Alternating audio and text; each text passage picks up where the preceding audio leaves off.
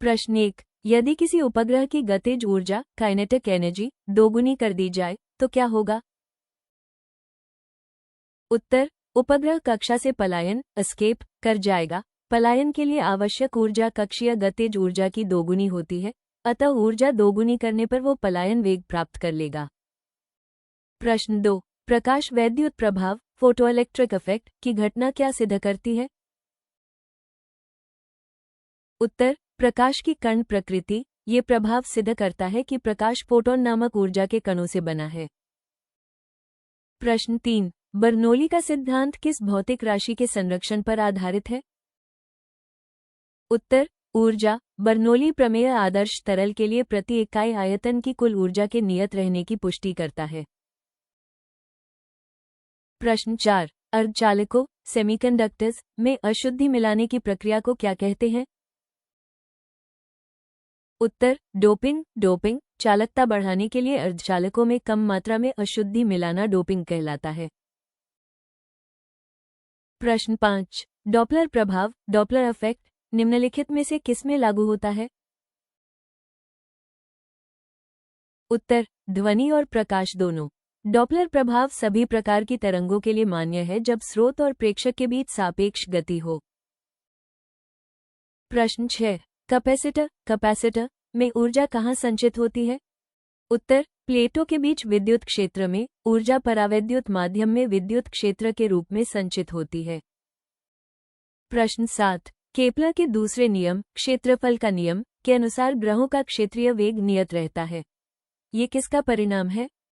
उत्तर, कोणीय संवेग संरक्षण। चूंकि गुरुत्वाकर्षण बल केंद्रीय होता है, इसलिए कोणीय संवेग L संरक्षित रहता है, जिससे क्षेत्रीय वेग नियत रहता है। प्रश्न 8, यदि किसी तार की लंबाई दोगुनी कर दी जाए और उसका अनुप्रस्थ काट क्षेत्रफल आधा कर दिया जाए तो उसके प्रतिरोध पर क्या प्रभाव पड़ेगा? उत्तर, प्रतिरोध दोगुना हो जाएगा। R इक्वल्स रो LA के अनुसार L दोगुना और आधा होने पर प्रतिरोध 2 आधा इक्वल्स 4 गुना हो जाएगा। प्रश्न 9, लेंस का नियम लेंजेज लॉ किस संरक्षण नियम का पालन करता है? उत्तर, ऊर्जा संरक्षण। लेंस का नियम ऊर्जा संरक्षण का परिणाम है जो प्रेरित धारा की दिशा निर्धारित करता है ताकि कार्य करना पड़े। प्रश्न 10, साबुन के बुलबुले का रंगीन दिखाई देना किस परिघटना का उदाहरण है? उत्तर, प्रकाश का व्यतिकरण इंटरफेरेंस। पतली फिल्म से परावर्तित प्रकाश तरंगों के बीच व्यतिकरण के कारण रंग दिखाई देते हैं। प्रश्न 11, निम्नलिखित में से कौन सी तरंगें निर्वात वैक्यूम में गमन नहीं कर सकती? उत्तर, ध्वनि तरंगे। ध्वनि एक यांत्रिक तरंग है जिसे गमन के लिए माध्यम की आवश्यकता होती है। प्रश्न 12, परमाणु रिएक्टर में मंदक मॉडरेटर का मुख्य कार्य क्या है? उत्तर, न्यूट्रॉन की गति को धीमा करना। भारी जल या ग्रेफाइट न्यूट्रॉन की गति धीमी करते हैं ताकि विखंडन प्रभावी हो सके। प्रश्न 13, एक पिंड का भार वेट सर्वाधिक कहाँ होता है? उत्तर, ध्रुवों पर। ध्रुवों पर पृथ्वी चपटी है, त्रिज्या कम है, इसलिए गुरुत्वीय त्वरण g अधिकतम होता है।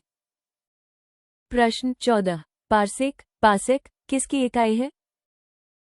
उत्तर, खगोलीय दूरी। ये दूरी की सबसे बड़ी इकाइयों में से एक है जो लगभग 3.26 प्रकाश वर्ष के बराबर होती है। प्रश्न 15, भूमध्य रेखा से ध्रुवों की ओर जाने पर g के मान पर क्या प्रभाव पड़ता है? उत्तर, बढ़ता है। ध्रुवीय त्रिज्या कम होने के कारण गुरुत्वीय त्वरण g का मान बढ़ जाता है। प्रश्न 16, हीरे का चमकना प्रकाश की किस परिघटना पर आधारित है? उत्तर, पूर्ण आंतरिक परावर्तन टोटल इंटरनल रिफ्लेक्शन। प्रश्न 17, विद्युत बल्ब का फिलामेंट टंगस्टन का क्यों बना होता है? उत्तर, इसका गलनांक मेल्टिंग पॉइंट बहुत उच्च होता है। लगभग 3422 C गलनांक होने के कारण यह उच्च तापमान पर पिघलता नहीं है।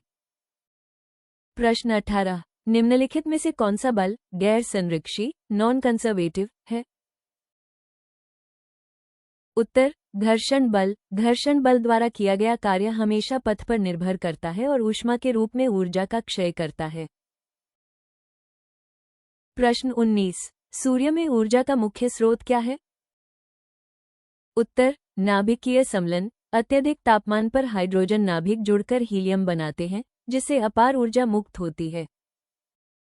प्रश्न 20। रेफ्रिजरेटर में फ्रीजर को सबसे ऊपर क्यों लगाया जाता है? उत्तर संवहन धाराओं कन्वेक्शन करंट्स के लिए। ऊपर की ठंडी हवा भारी होकर नीचे आती है और नीचे की गर्म हवा ऊपर जाती है, जिससे पूरा कैबिनेट ठंडा होता है। प्रश्न 21। एक रेडा में किस प्रकार की तरंगों का उपयोग किया जाता है? रेडियो तरंगे, सूक्ष्म तरंगे। रडार रेडियो तरंगों का उपयोग वस्तुओं की दूरी और गति का पता लगाने के लिए करता है। उत्तर रेडियो तरंगे, सूक्ष्म तरंगे। रडार रेडियो तरंगों का उपयोग वस्तुओं की दूरी और गति का पता लगाने के लिए करता है। प्रश्न 22। विशिष्ट ऊष्माधारिता स्पेसिफिक हीट कैपेसिटी का मात्रक क्या है? उत्तर J-K। ये प्रति इकाई द्रव्यमान का तापमान 1 के बढ़ाने के लिए आवश्यक ऊष्मा को दर्शाता है। To be continued. Learn smarter, not harder. कृपया इसी प्रकार के ज्ञानवर्धक और संभित प्रश्नों का लाभ उठाने हेतु चैनल को लाइक, शेयर और सब्सक्राइब अवश्य करें।